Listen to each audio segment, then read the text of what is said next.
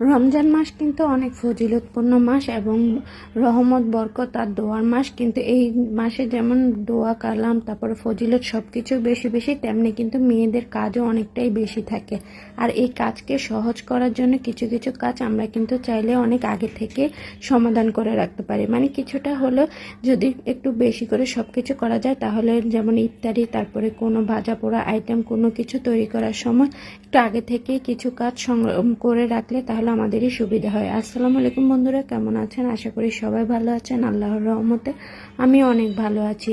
এতে এখানে যেহেতু রমজান মাসে যে ডিমের চপ তারপরে যে কোনো রোল জাতীয় জিনিস যে কোনো কিছু তৈরি করতেই কিন্তু অনেক বেশি সময় লাগে। তারপরে এগুলো কম বেশি তৈরি করা হয় সবার বাসায়, আর এগুলোর জন্য কিন্তু ব্রেড ক্রাম্বটা লাগে। আর এটা বাহির থেকে কিনতে হয় অনেক দামে, আর বাহির থেকে যদি না কিনে ঘরেই তৈরি করা যায় মাত্র পাউরুটি দিয়ে খুব সহজেই কিন্তু ব্লেন্ডার করে এই ব্রেড ক্রাম্বটা তৈরি করা যায়। আর আমি রোজার আগে কিন্তু এইভাবে খুব সহজে তৈরি করে রেখেছিলাম। এটা রোজার আগের ভিডিও, কিন্তু ব্যস্ততার কারণে আপলোড দিতে পারিনি।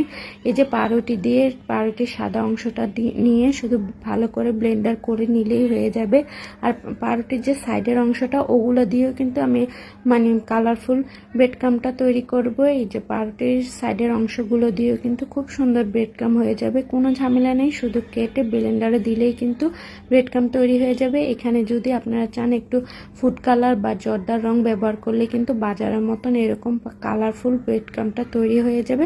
তো এখানে আমি আজকে কোনো রকম রং বা কিছুই ব্যবহার করব না, মানে সরাসরি ব্রেড ক্রাম্ব করে নেব। ব্লেন্ডার করার পরে কি সুন্দর হয়েছে দেখুন, একদম বাজারের ব্রেড ক্রাম্বের মতন। তারপর একটু টেলে নিতে হবে, একটু টেলে অল্প আছে ভালো করে একটু টেলে নিলেই কিন্তু একদম বাজারের মতো পারফেক্ট ব্রেড ক্রাম্ব তৈরি হয়ে যাবে। একটু ভালো করে টেলে নিলাম, আর সাদাটাকেও কিন্তু ভালো করে টেলে নিলাম। এবার এগুলো ভালো করে টেলে ঠান্ডা করে এয়ারটাইট বক্সে করে যদি ফ্রিজে রেখে দেন, তা অনায়াসে 20 থেকে 25 দিনের মতন ব্যবহার করা যাবে।